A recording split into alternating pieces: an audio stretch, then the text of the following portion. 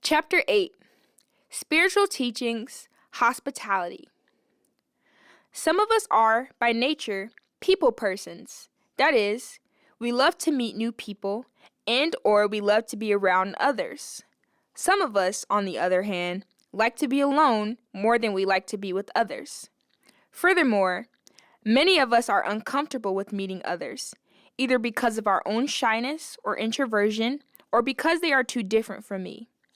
But the whole point of community is to bring people together, despite their differences, and unite them into one common group.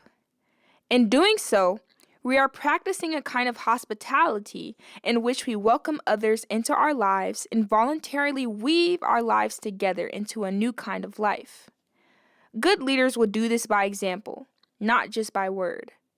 Congregational leaders need to see themselves as not standing above the community, but as members of the community. In the monastic context, the abbot or abbess of a community is still, at the end of the day, just a monk like everyone else, and this should be true of all leaders. The reception of guests. All guests who present themselves are to be received as Christ, for he will say, "I was a stranger, and you took me in." Matthew 25:35.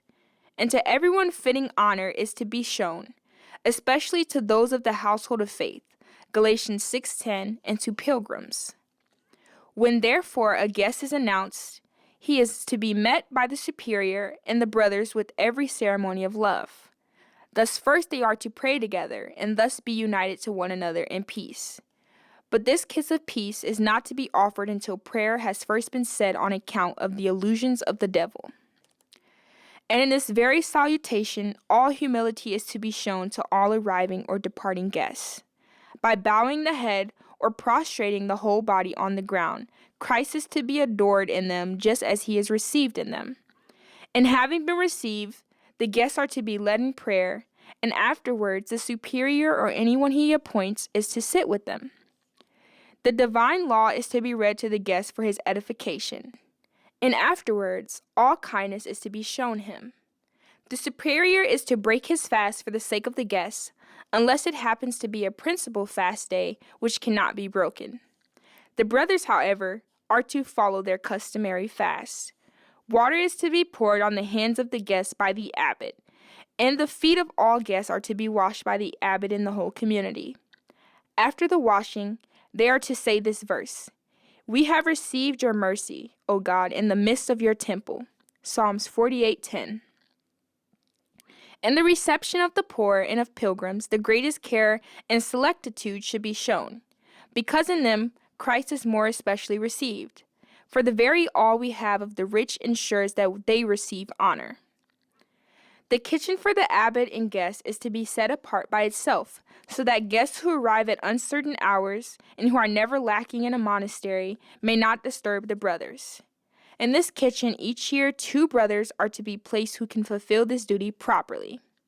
These, if they require it, ought to be offered help so that they may serve without murmuring, and when on the other hand they are occupied with less, they are to go out wherever they are commanded to work.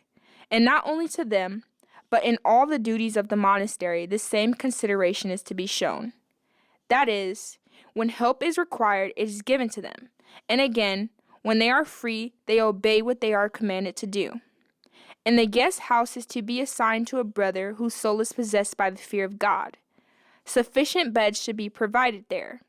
And the house of God is to be wisely administered by the wise.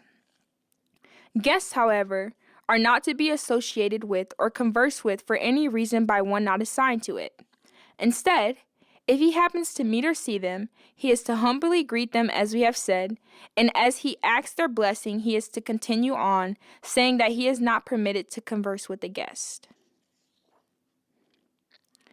Discussion questions. How could these principles of hospitality apply to those visiting our ministries? What is Benedict's definition of hospitality?